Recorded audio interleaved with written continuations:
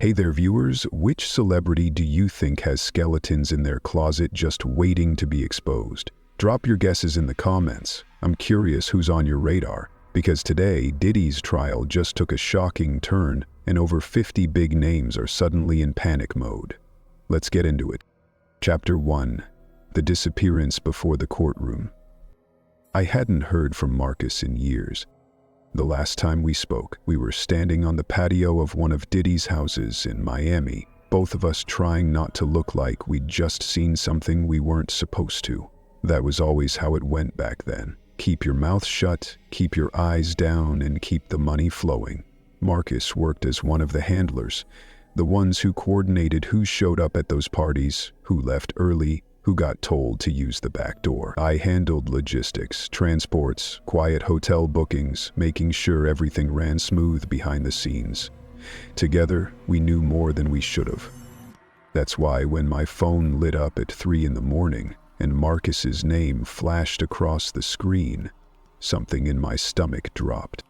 It wasn't like we'd kept in touch. People like us didn't.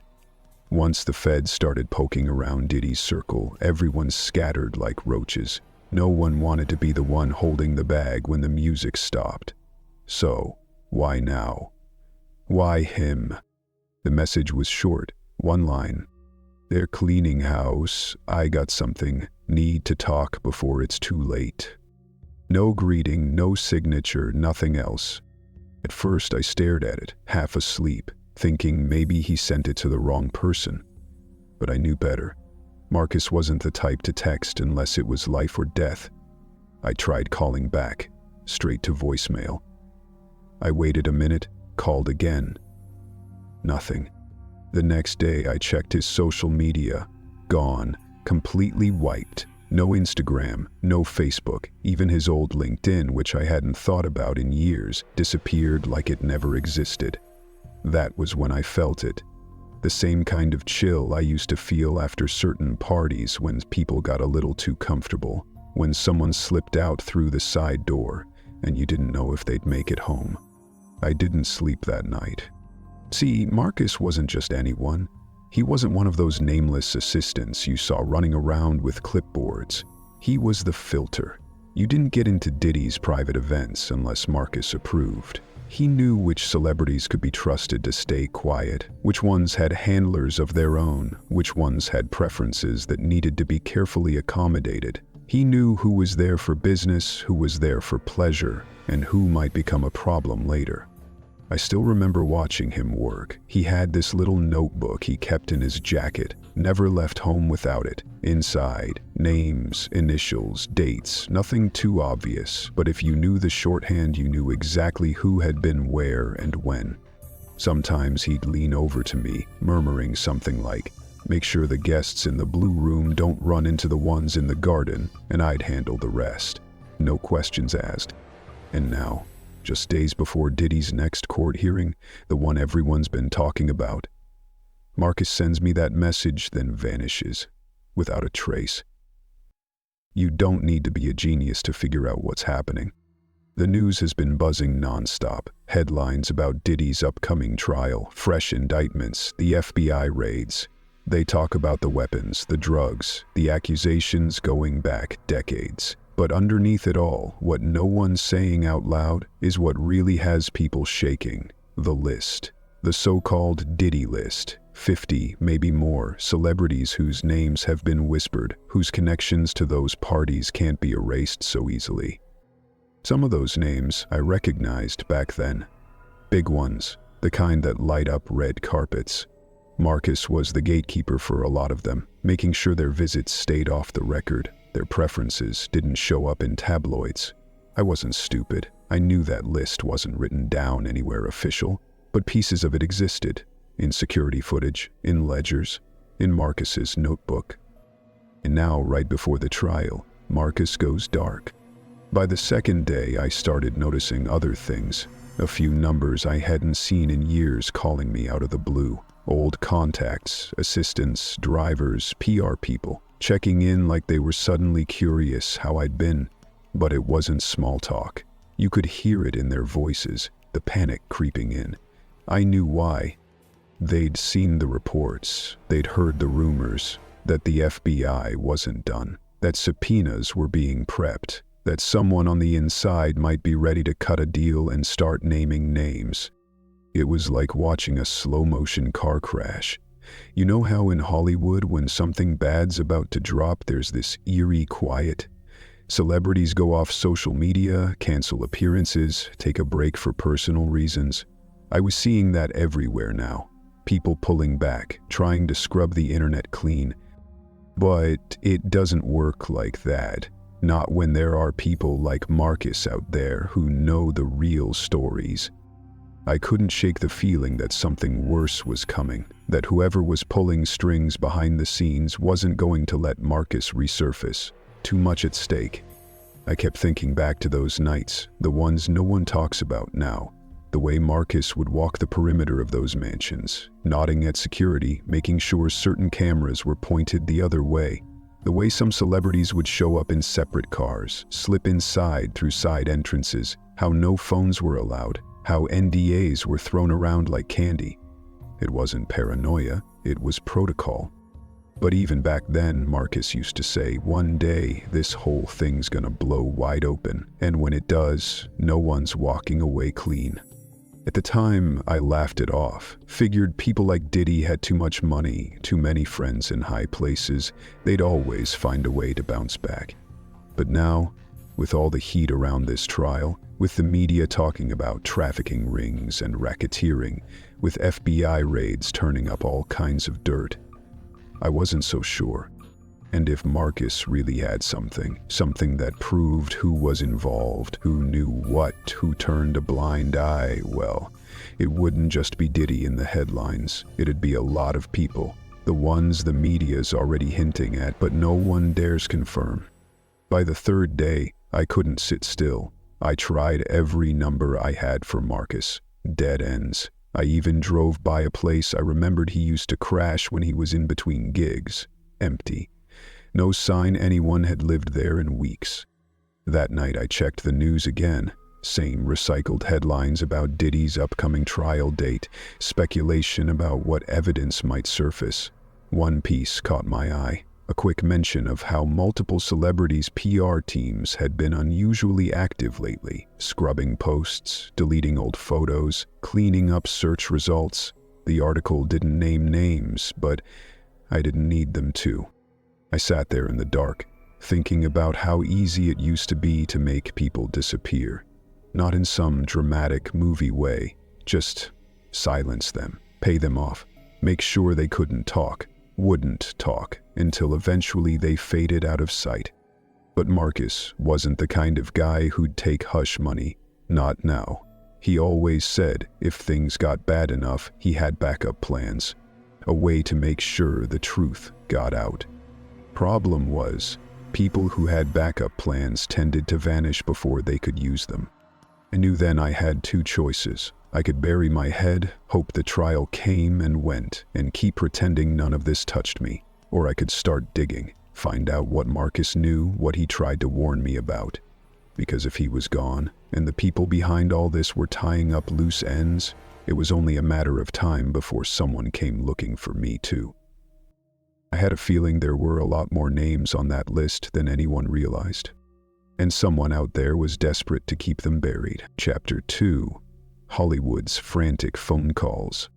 The thing about the burner phones was you were never supposed to keep them. Once a job was done, once the party ended and everyone went their separate ways, you ditched the phone, wiped the contacts, and started fresh. That's how it always worked. Too many moving pieces, too many people with something to lose. But I guess a part of me never trusted that everything would stay buried. Maybe I kept mine out of habit, or maybe I just knew that one day it'd ring again. It'd been sitting untouched in the back of a drawer for years, wrapped in an old t-shirt, shoved behind tax forms and junk I didn't care to sort through. No one else had that number, not anymore. It was a dead line, something I figured the world forgot about. So when it started vibrating at 6 in the morning, the sound muffled and distant, it took me a moment to even place what it was. I dug it out, wiped the dust off the cracked screen, and there it was. 8 missed calls, 3 voicemails, and what looked like half a dozen encrypted group messages, all waiting. I stared at the notifications, not wanting to believe what I was seeing.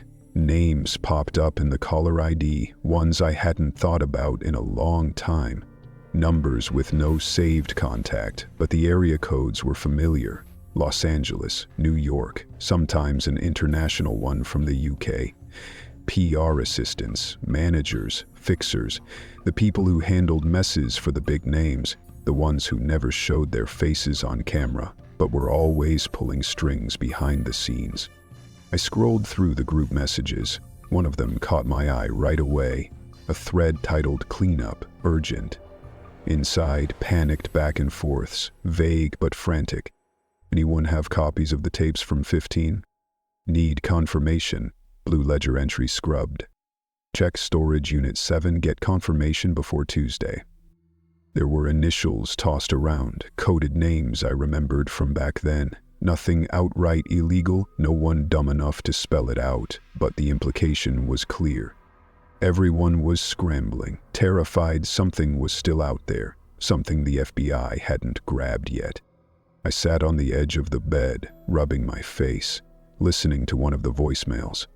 It was a voice I recognized immediately, an assistant who used to handle bookings for one of Diddy's more high-profile guests. I'd seen her at countless events, always clipboard in hand, always pretending not to notice what was happening behind the scenes. She didn't waste time with pleasantries. "Hey, listen, I don't know if you're still holding on to anything. I need to know if you kept copies, guest lists, logs, tapes, anything. You gotta tell me if the feds have already talked to you. This thing's about to blow, and they're asking questions about back then. Call me back, please." I didn't call back. Instead, I flipped through the other messages, piecing together the panic. It wasn't just assistants. There were lawyers' numbers in there too, though I never saved their names. Agents, managers, even a couple of the celebrities themselves messaging through their handlers asking if the footage had been destroyed, like they'd been promised. The kind of footage that never should have existed in the first place. Surveillance clips, discreet phone recordings, maybe even a few things that came from Marcus's infamous notebook. It didn't take long before the media started catching wind of something bigger happening. That morning, when I finally turned on the TV, the talking heads were speculating again. Same old story, same recycled phrases. Diddy's trial date locked for May. Fresh indictments added to the stack, rumors swirling about what the FBI pulled out of those Miami and LA raids. But buried between the lines was the real fear. They kept bringing up the list, the so-called Diddy list. 50-plus names, celebrities, executives, people who walked red carpets and graced magazine covers. They didn't say much outright. No one wanted a lawsuit, but you could see how nervous they all looked, how carefully they danced around naming anyone specific. The internet wasn't holding back, though. Forums and gossip sites were already running wild with speculation. Leonardo DiCaprio, Usher, Pharrell Williams, Beyoncé, Megan Fox, even Kanye West. Some had been publicly photographed at Diddy's parties, others rumored to have deeper ties. No one was accusing them outright, but it didn't matter. Proximity was enough to make headlines. I knew how it worked. Those celebrities had teams whose entire job was to clean up after them. Every assistant, every fixer on that burner phone thread was working overtime now, scrubbing old photos, erasing posts, making sure anything linking them to those events disappeared. And when erasing wasn't enough, they'd throw money at the problem, pay off anyone who might still be holding on to something. A driver, a doorman, maybe someone like me. The calls kept coming. By noon there were 30 missed calls, some from numbers I didn't even recognize, but always the same message when I checked the voicemails. "You still have the tapes. Who else knows what went down at the villa? Name your price." But it wasn't about money, not anymore. I'd seen how fast people turned on each other when things got messy. Back in the day, it was all smiles, all champagne and handshakes, celebrities showing up with entourages, laughing like nothing could ever touch them. Marcus was the one who kept track, who was loyal, who had dirt on who needed to be kept happy.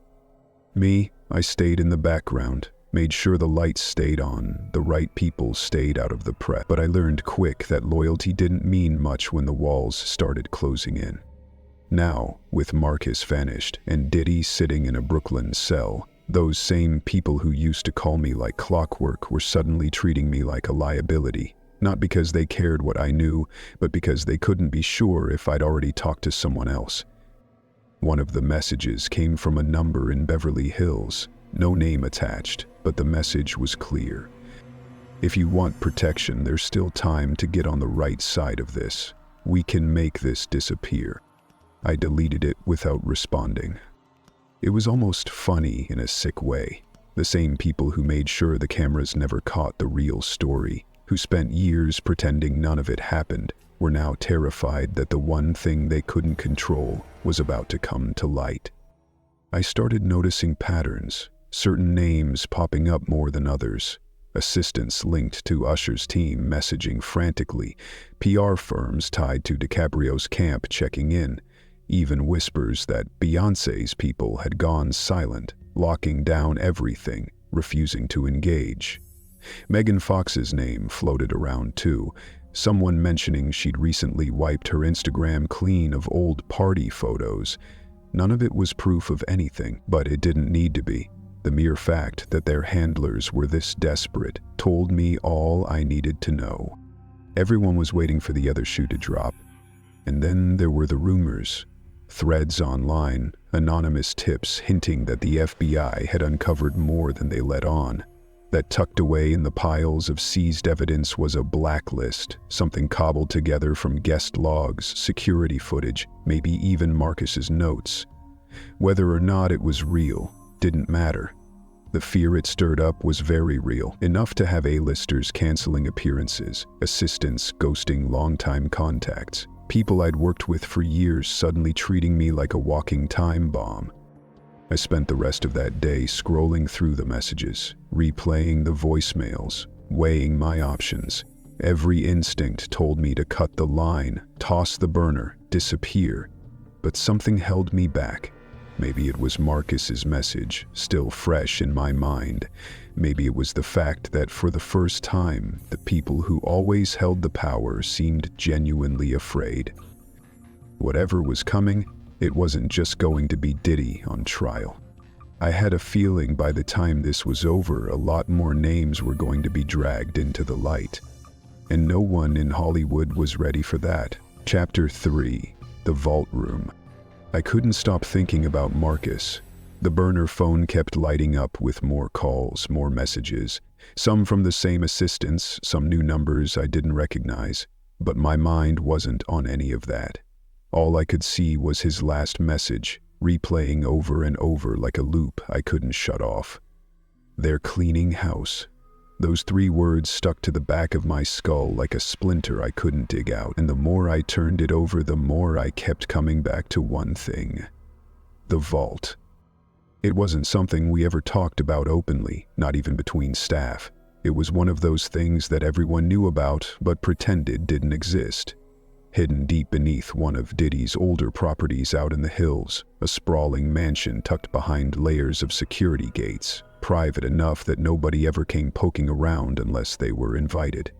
That house had seen its share of wild nights, but the real business was kept underground. Marcus had once let it slip, late one night when he was 3 drinks deep, that everything important got locked away down there.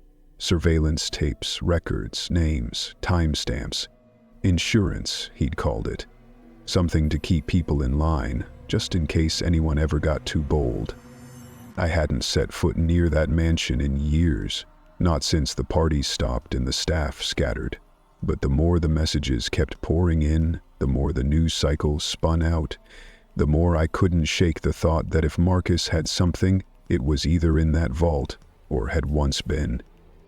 By the time I finally decided to drive up there, it was almost midnight. Less traffic, less chance of someone noticing. The place wasn't on any official registry under Diddy's name, not directly, but anyone who worked logistics long enough knew exactly where it was.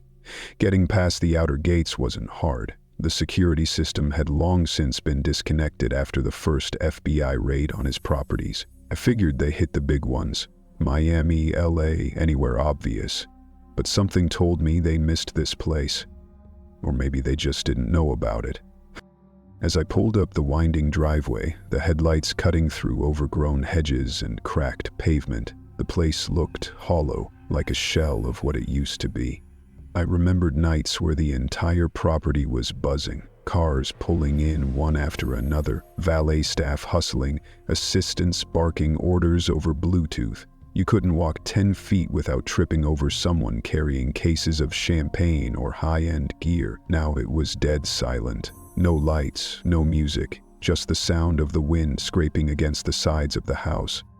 I parked off to the side, killing the engine, heart pounding harder than I wanted to admit. The front doors were unlocked, not even a latch or chain left behind. Inside, it smelled like dust and stale air, faint traces of old cologne still clinging to the furniture. I walked slowly, carefully, past empty lounges and abandoned bar setups. The chandeliers overhead looked dull, the kind of expensive things that lose their shine the moment nobody's around to admire them. Every room felt like a memory. The main hall where guests used to cluster before disappearing into private wings. The back patio where security always kept a close eye, making sure no one slipped past with a phone. The small hallway leading to the service quarters, where I spent countless hours coordinating schedules, fixing problems before they reached the surface. But it wasn't until I reached the far end of the house, the part most guests never saw, that things started to shift. The door to the basement wasn't locked. That alone put me on edge. Back then, you couldn't get near it without a key card and a passcode, both of which changed every week. Marcus handled all that personally. But tonight, it swung open without so much as a creak. I moved carefully down the steps, phone flashlight guiding the way. The air down there felt heavier, like it hadn't been touched in years. And yet, as soon as I hit the bottom landing, I knew I wasn't the first one here. The vault door itself was wide open. It used to require 2 separate codes to unlock, one known to Marcus, one to Diddy's head of security. Nobody ever got both, not at the same time. So how the hell was it open now? I stepped inside slowly, scanning the room. It wasn't huge. No gleaming walls or piles of cash. Nothing out of a movie, just plain metal shelving, a couple filing cabinets, and 2 old security monitors wired into wall-mounted hard drives. But what made my stomach turn were the small details. Footprints in the dust, multiple pairs coming and going, a half-unwrapped latex glove discarded in the corner, one of the cabinet drawers pulled halfway out, files missing, a pile of torn manila folders left carelessly on the floor. Whoever came through wasn't being cautious. Either they were rushed or they thought no one would follow. I crouched down, sifting through what little was left. Most of the labels were cryptic. Dates, initials, timestamps. Nothing that screamed anything obvious, but here and there certain things jumped out. A partial guest list from 2018, names abbreviated but still recognizable if you knew what you were looking for. A surveillance log referencing a garden suite session 4B, the kind of phrasing Marcus always used to track private gatherings without writing anything too direct. One folder had a loose photograph tucked inside, a black and white still from one of the cameras, time-stamped, no faces visible, but enough to recognize the setting. One of the infamous side lounges. You could make out silhouettes. People crowded close, drinks in hand, shadows of bodies moving too intimately. I didn't need to see their faces to know some of those shapes belonged to people whose names now flashed across headlines. There was more. Bits of ledgers showing guest arrivals, initials I could match to certain celebrities. Nothing illegal on its own. But coupled with what people already suspected, it was damning enough. enough to make handlers panic, enough to keep assistants up at night scrubbing whatever digital traces still lingered. But the deeper I looked, the more I noticed how much was missing. Gaps in the sequence. Entire drawers emptied, surveillance hard drives stripped out, leaving behind dangling cords. Someone had gotten here first, and they knew exactly what to take.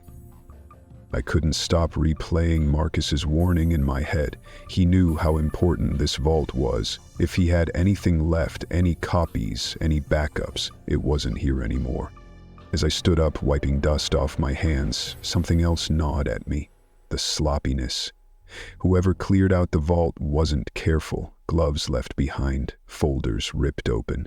That wasn't Marcus's style, which meant one of two things. Either someone else from Diddy's old circle came back desperate, or worse, someone higher up ordered it cleared fast. I didn't want to stick around longer than necessary. On my way back up, every creak of the floorboards felt louder than it should. I tried to shake the paranoia crawling up my neck, but it only got worse when I stepped outside. At first, everything looked the same. Still night air, quiet driveway, no movement. But as I made my way to the car, something caught my eye in the distance, parked just far enough down the road to blend into the dark. A black SUV, engine off, no lights. Could have been nothing. Could have been someone passing by, pulled over, but instincts honed over years told me otherwise. I couldn't see who was inside, but I didn't need to. My gut was already screaming that someone knew I'd been here. I climbed into my car, started it up, forced myself not to look back.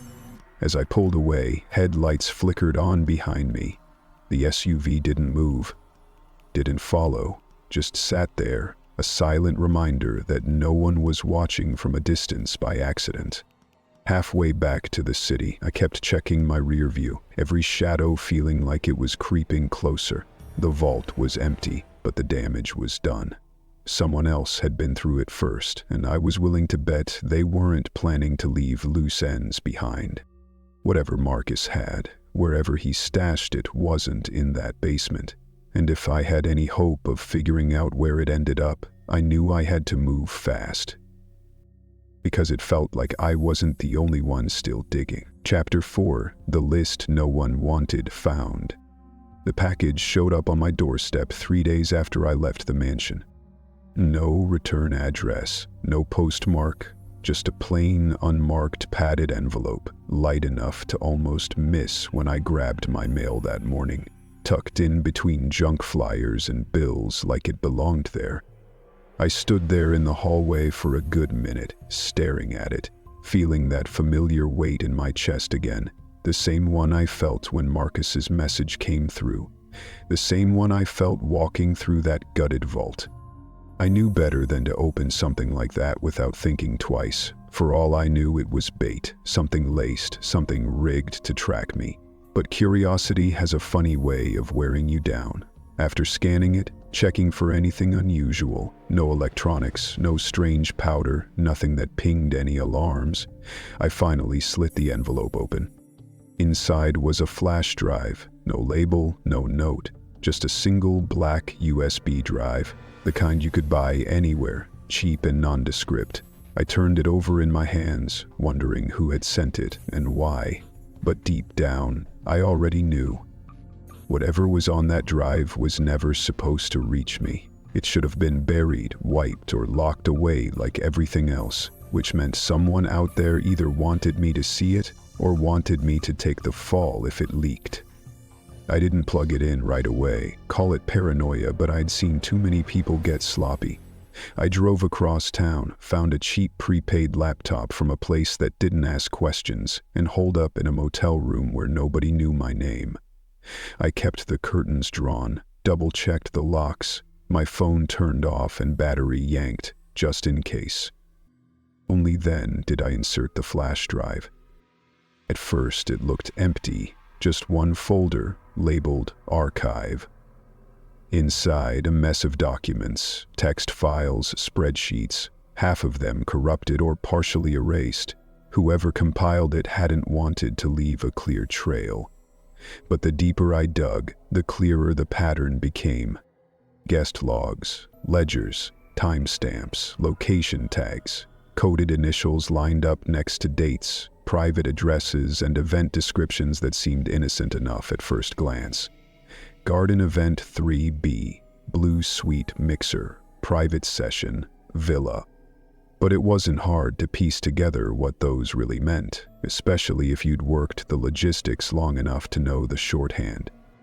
Some entries stretched back over a decade, others were more recent, only a few years old, and sprinkled throughout just enough recognizable details to chill me to the bone. I clicked open one file, scanned down the lines. Certain initials repeated more than others. LD, USH, JW, MF.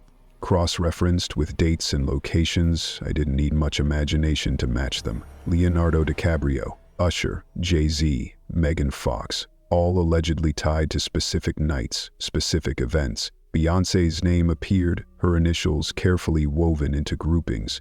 Pharrell's too. No direct accusations written down, nothing spelled out plain, but the implications sat heavy, undeniable. What made it worse were the secondary notes, the quiet details most people wouldn't think twice about.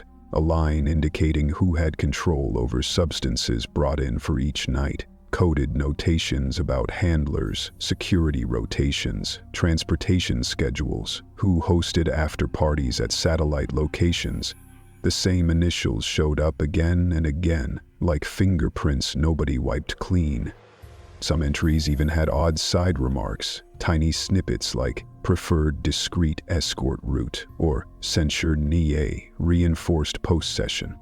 I stared at those lines longer than I wanted to, knowing exactly what kind of nights those hinted at, and knowing without needing confirmation that Marcus probably had a hand in compiling some of these records back when the vault was intact. What unsettled me most wasn't even the names themselves. It was how incomplete the list felt, like someone had yanked out entire sections, scrubbed what they could, but left fragments behind. Enough to suggest who was involved, but not enough to be used as hard evidence on its own. And that was the most dangerous kind of thing to be holding. I leaned back, running my hands over my face, trying to process the weight of it.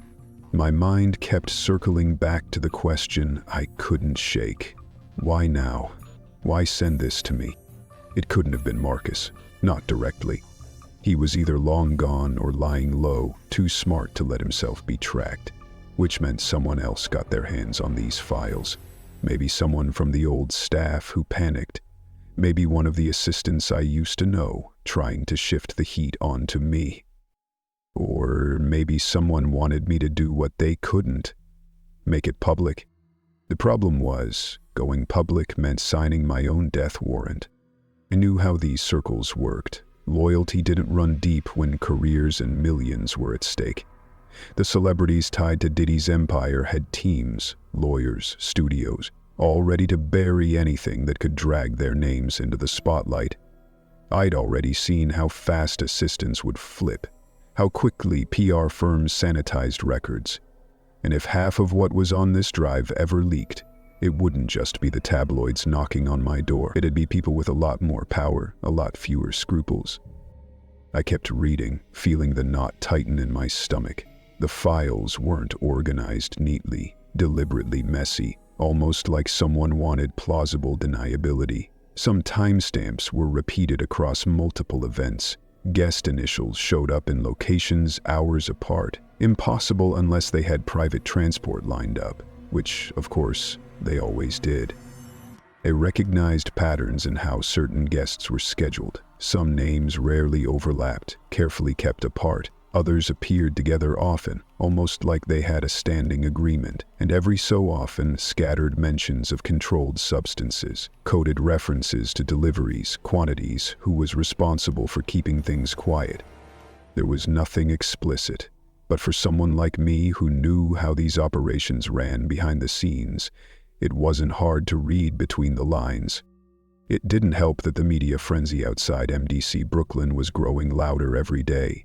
Every headline speculating about who else might be subpoenaed, who could be called as a witness. They kept recycling the same safe phrases: associates, frequent collaborators, unnamed industry figures. But the names floating around behind closed doors, the ones buried in Reddit threads and whispered in PR offices, matched what I was looking at on my screen. I kept asking myself, how many copies of this list existed? Was the FBI sitting on it, holding it back until the trial? Or had they missed this version entirely, just like they missed parts of the vault? The more I thought about it, the more paranoid I became. If someone else had this list, they'd either be looking to bury it or weaponize it, and me holding a copy meant I was now caught dead center. I paced the motel room, phone still off, blinds drawn, laptop humming quietly on the cheap desk. Every sound outside made me tense. Car doors slamming, footsteps in the hallway. For all I knew, the black SUV from the mansion had followed me here. Maybe they already knew I had it. Maybe that was the point. I could feel the walls closing in, the same way they had before, back when everything was still running smoothly and Marcus would whisper warnings in between cigarette breaks. "Long day, somebody's gonna flip," he used to say. "And when they do, it's not just him they'll take down." I stood there staring at the screen, files still open, fragments of names and dates staring back at me like ghosts. Every instinct told me to wipe it, smash the drive, disappear. But curiosity has a nasty way of sticking around, the kind that eats at you, makes you wonder just how deep the rabbit hole really goes, and whether you'll make it out before it swallows you whole. Chapter 5: The Courtroom Climax and Hidden Exchange. By the time March 14th rolled around, it felt like half the world had descended on the federal courthouse in Brooklyn.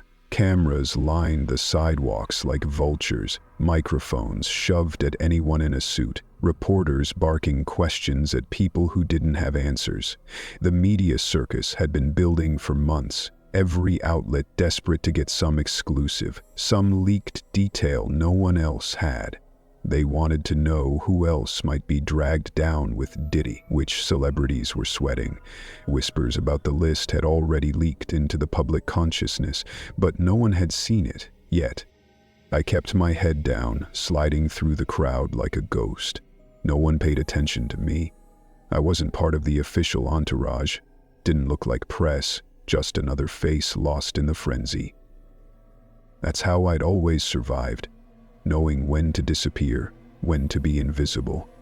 Old habit.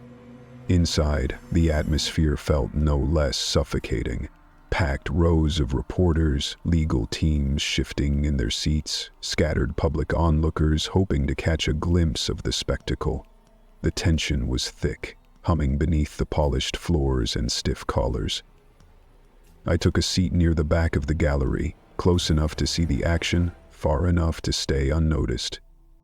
Diddy sat there at the defense table, surrounded by his lawyers, face unreadable. He looked smaller than he used to, older, like the weight of everything hanging over him had finally started to crush whatever bravado he used to carry. The courtroom itself was cold, sterile, just another room with polished wood and uncomfortable chairs, but you could feel the stakes hanging in the air. The judge rattled through the formalities, charges read out, plea entered, not guilty. No surprise there. His legal team stuck to their rehearsed lines, calm and measured, trying to spin the narrative before the trial even began. But none of that was what held my attention. It was the people in the background, the ones who weren't supposed to be there. I recognized some of them right away, not celebrities themselves, but their shadows. The fixers, the handlers, the PR consultants who stayed 2 steps ahead of the headlines, men and women in tailored suits, eyes flicking over the gallery, always assessing.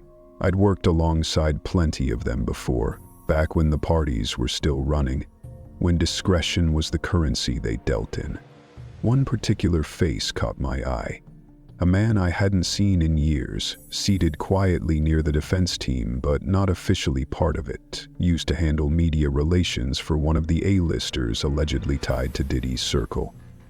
He didn't glance at the cameras, didn't check his phone, just sat there, stone-faced, scanning the room like he was waiting for something. As the hearing dragged on, my focus kept drifting, watching the small interactions no one else seemed to notice, the way certain people shifted in their seats when specific allegations were mentioned, the quick glances exchanged between legal reps and handlers. Everyone here had something riding on the outcome, even if their names weren't on the docket. That's when I saw it. Toward the front of the gallery, close to the aisle, a brief exchange. One of the celebrity fixers leaned in, hand brushing the arm of a federal official seated a row ahead. It was subtle, nothing you'd notice unless you were looking for it. A folded piece of paper slipped from one hand to another, passed off so casually it might as well have been a stray piece of courtroom paperwork. But it wasn't random. You could tell by the body language, the slight nod, the lack of eye contact, the tightness in their shoulders. Years spent watching deals go down in back rooms taught me to recognize when something was being traded that shouldn't be. I sat there, heart pounding, eyes locked on them. The official didn't even pause, tucked the paper away into a folder, flipped to the next document like nothing happened. No reaction, no acknowledgement. That's when it hit me. It wasn't just Diddy trying to wrangle his way out of the fallout. Deals were being made behind the scenes, quiet trades, favors being called in. It didn't take much imagination to figure out what might have been written on that slip of paper. A name, a number, a promise to keep something buried if certain conditions were met. And the way it happened, right there in the open but shielded by the chaos of the courtroom, that told me how far this thing stretched. The judge's voice faded into background noise. Legal motions filed. Next hearing date scheduled. Diddy stood up briefly, shackled, nodding politely as his lawyers whispered in his ear. But my eyes kept drifting back to the people who didn't belong. The handlers, the fixers, the quiet machinery working beneath the surface to make sure none of their clients' names ended up in headlines next to his. Outside, the frenzy had only grown louder. Reporters shouting questions, cameras shoved into faces. Everyone wanted a reaction, a soundbite. Was Diddy cooperating? Was he about to flip? Were more indictments coming? No one had answers, but the desperation was palpable. I slipped out a side door, trying to stay ahead of the crowd. As I rounded the corner, something made me stop. A familiar voice. I turned just in time to catch two of the handlers I recognized, clustered near a black SUV, speaking in hushed tones. One of them glanced over his shoulder before slipping inside, pulling the door shut tight. I stood there a moment longer, watching. It all felt too familiar. Back when the parties were still running, this was how it worked. Deals brokered in quiet conversations, information traded behind closed doors. No paper trail, no emails, just whispered instructions and backroom understandings. And now, here it was again, except the stakes were higher. Courtrooms instead of mansions, officials instead of bodyguards. But the game hadn't changed. What lingered in my mind, long after I left, was the realization that not everyone was going to make it out clean. For all the power these celebrities had, for all the teams scrambling to scrub their names from the record, there was too much hanging over this case. Too many loose ends. Someone somewhere was going to get sacrificed to keep the machine running. And the more I thought about that folded piece of paper slipping from one hand to another, the more I wondered how many names had already been traded. How many people were ready to give up someone else just to make sure they didn't end up on that stand next? Chapter 6. Scrubbed Clean, Hollywood's Cover-Up Machine. It didn't take long after that court hearing for the machine to kick into overdrive. You could almost feel it humming underneath the noise, the calls being made, the assistants working overtime, the PR firms locking down every loose end they could get their hands on. It was like watching a whole city scramble to hide the dirt before the flood rolled in. I didn't plan on meeting anyone that day, but the thing about old contacts is they tend to crawl out of the woodwork when their backs are against the wall. It was a name I hadn't seen pop up in years. Kelly. We'd worked together back when Diddy's parties were in full swing.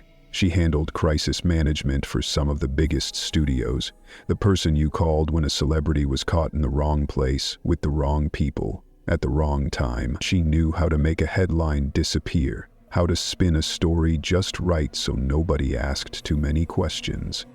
Her message wasn't casual. No "how've you been" or polite small talk. Just a location and a time, like old habits died hard.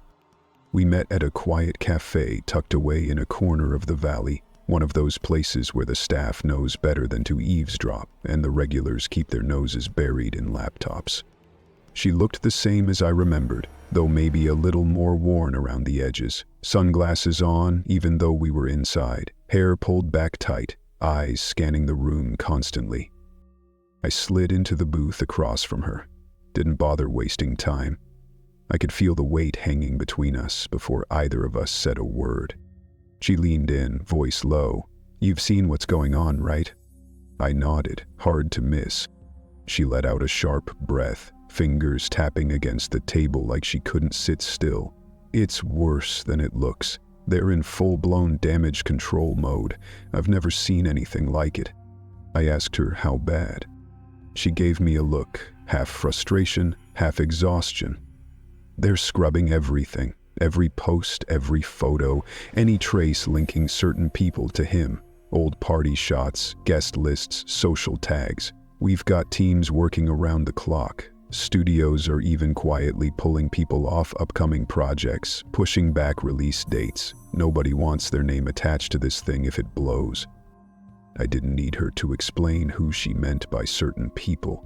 The same names that kept popping up on my burner phone, the same ones scattered across that flash drive, the ones who showed up at Diddy's parties over the years and were now realizing that proximity might be the thing that sinks them. I asked if it was working. She laughed, short and bitter. "Maybe 5 years ago this could have been contained, but now, you can't erase everything. Too many leaks, too many people sniffing around. We've been buying silence left and right. Assistants, drivers, photographers, anyone who might have a copy of something. NDAs being reinforced, payoffs doubled, but it's like trying to plug holes in a sinking ship." She paused, lowering her voice further, "And the worst part is, none of this stops the subpoenas." That made me sit up straighter. She glanced around, making sure no one was listening before continuing. "We've got studios lawyering up, executives panicking. Doesn't matter how much money they throw at cleaning up their image if the feds come knocking. Everyone's banking on one thing right now, that this trial doesn't pull them in. But with everything they've already uncovered, who the hell knows what's next?" I could see it written all over her face. Fear. Not just for her clients, but for herself. People like her don't usually get rattled. They know how to spin a story, flip a narrative, sweep things under the rug. But this wasn't some actor caught in a tabloid scandal. This was bigger, federal. Names floating around that could crater entire careers overnight. I leaned back, letting that settle. She went on, voice tight. "You've seen the headlines, right? Celebrities dropping off social media, personal breaks, scheduling conflicts. They're not just hiding from the press. They're waiting to see if their name shows up on the witness list." I asked her if any of them had reason to be worried. She didn't answer right away, just stared at me like she was deciding how much she should say. Then, finally, she shrugged. "Look, half of them probably don't even remember what happened at those parties. Too much alcohol, too many substances floating around. But there's a lot of footage, a lot of records, and people like you and me, we know what was going on behind the scenes." I didn't argue. We both knew the score. She dropped her voice another notch. "There's talk that some names are being protected. High-level deals happening. Immunity floated if they give up the right person. But the thing is, once the feds get their claws in, they don't stop. They'll keep pulling the thread until the whole thing unravels." She hesitated before adding, And they're not just looking at him anymore. That hung heavy between us. I kept thinking back to the flash drive, the list that wasn't supposed to exist, the files cross-referencing names and dates and locations. And now, here she was, confirming what I'd already suspected. The PR cleanup wasn't enough to contain it, not this time. Before I left, she reached across the table, her fingers tapping once against the edge of my hand. "Be careful," she said quietly. "You've been close to this longer than most. That makes you valuable or dangerous." I nodded, knowing exactly what she meant. As I walked back out into the sunlight, the weight of it all pressed heavier on my shoulders. I could feel the eyes, real or imagined, lingering on me. Because if someone like Kelly was spooked, if studios were yanking clients off projects and burying photos, it meant things were unraveling faster than anyone could control. And somewhere in the middle of all that chaos, people were deciding who they could afford to sacrifice to keep themselves clean. Problem was, I wasn't sure if I was already on that list. Chapter 8. The May trial, Hollywood's reckoning. The courthouse felt like the eye of a storm that morning. You could barely hear yourself think over the noise, paparazzi shouting, reporters jostling for position, protesters waving signs on the sidewalk, camera flashes strobing against the gray sky like lightning. Every few seconds, another black SUV pulled up to the curb, tinted windows shielding whoever was inside. Security kept barking at the crowds to stay back, but it was useless. The swarm outside was too thick, too desperate for a glimpse of whoever might be next. May 5, 2025, the first day of Diddy's trial. Every major outlet had their people on the ground. Satellite trucks lined the street, cameras rolling non-stop, commentators speculating over who'd be called to the stand. It wasn't just about him anymore. Everyone knew that. Every headline hinted at the same question. How far would this thing reach? I kept to the outskirts, standing back where no one paid much attention. Not part of the press, not part of the official entourage, just another face blending into the chaos. That's how I preferred it.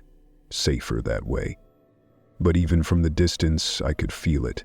The crackling tension. The way everyone seemed to hold their breath each time a car door opened, each time a suit stepped out trying to catch a glimpse of who might be next.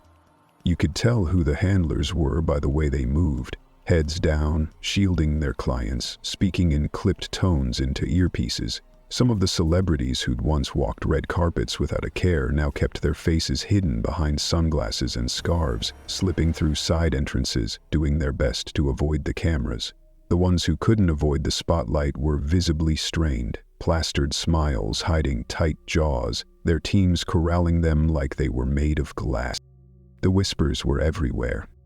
You could hear them under the noise, pass between reporters, murmured by onlookers pressed against the barricades. Who was going to be subpoenaed next? Which names would show up in the court filings before the week was out? No one dared say it out loud, but the speculation was written on every face. Everyone was waiting for someone else to fall first. I kept scanning the crowd, watching familiar faces slip by. Old handlers, PR teams, security details who used to work the same circuits I did. All of them had that same look now. Eyes darting, shoulders tense. Like they knew the ground was shifting beneath them, but couldn't do a damn thing to stop it. I was about to leave, to disappear back into the shadows, when one of the uniformed security guards at the side entrance stepped out, scanning the sidewalk. His eyes landed on me, and for a second, my heart kicked hard against my ribs. But then he held something out. A sealed envelope. No markings, no return address, just my name scrawled across the front. I stared at it, pulse hammering, before finally stepping forward and taking it from him. He gave me a curt nod, then turned back to his post without another word. It felt heavier than it should have, not in weight but in something else. Dread, maybe, or inevitability. I didn't open it right away. I tucked it into my jacket, moving quickly away from the crush of people, slipping down a side street until the noise faded behind me. Found a quiet alley where no one could see, no cameras angled in my direction. Only then did I tear the seal. Inside was a stack of papers, clean, crisp, each one printed with precise, deliberate care. Names, dates, initials, timestamps, guest lists, surveillance logs, all meticulously cataloged, each entry linked to specific events stretching back years. Addresses I recognized, private suites, villas, lounges, all coded, but the codes were familiar. Marcus's shorthand, the same one I'd seen 1,000 times before. But this wasn't like the fragmented files I'd seen on the flash drive. This wasn't partial or scrubbed. It was complete. I scanned down the pages, feeling my stomach twist tighter with every line. The same names repeated, woven in and out of different locations, different nights. Some of the biggest in Hollywood. Actors, musicians, executives, cross-referenced with handlers, assistants. Sometimes even specific substances delivered, carefully noted without being too explicit. And at the end of the stack, tucked between the sheets, was something else. A single photograph, black and white, grainy but clear enough to recognize the faces if you knew what to look for. Taken from one of the mansion's security feeds. A cluster of well-known silhouettes, blurred but unmistakable, gathered too closely, caught in a moment that was never meant to be public. It hit me like a gut punch. This wasn't just leverage, it was a kill switch. If this got out, it wouldn't stop at Diddy. It wouldn't stop at the first wave of subpoenas. It would tear through the industry like wildfire. Careers ruined, reputations scorched, deals collapsed overnight. Studios, labels, networks. None of them prepared to handle the fallout. I stood there in that alley, papers trembling slightly in my hands, wondering who had sent it. Was it Marcus somehow? Someone else cleaning house? A warning? A threat? Maybe all of the above. And more importantly, what the hell was I supposed to do with it? I thought about everything that had led to this moment. The burner phone lighting up, the flood of panicked messages, the erased social media posts, the frantic calls from PR teams, the visit to the mansion, the empty vault, the courthouse, the slip of paper passed from fixer to official, the whispers from MDC Brooklyn, Vince's warning that Diddy wasn't holding his tongue anymore. It all pointed to the same thing, everyone scrambling to survive. But holding these papers now, seeing the full picture laid out in black and white, it was different. It wasn't speculation, it wasn't rumor, it was proof. And if it fell into the wrong hands, there'd be no spinning it, no scrubbing it clean. I felt the weight of the decision pressing down, heavier than anything before. I could leak it, let it all burn. Watch the names tumble out one by one, the headlines write themselves, expose the whole machine for what it was. Every secret deal, every coerced silence, every carefully managed image shattered in the process. Or I could disappear. Take what I knew, vanish before anyone else connected the dots. Before someone higher up decided I'd outlived my usefulness. Either choice felt like a dead end. I folded the papers back up slowly, slipping them into my jacket as I stepped back out onto the street. The noise from the courthouse was still rumbling in the distance, the media waiting like wolves at the door. More subpoenas would come, more names dragged into the light.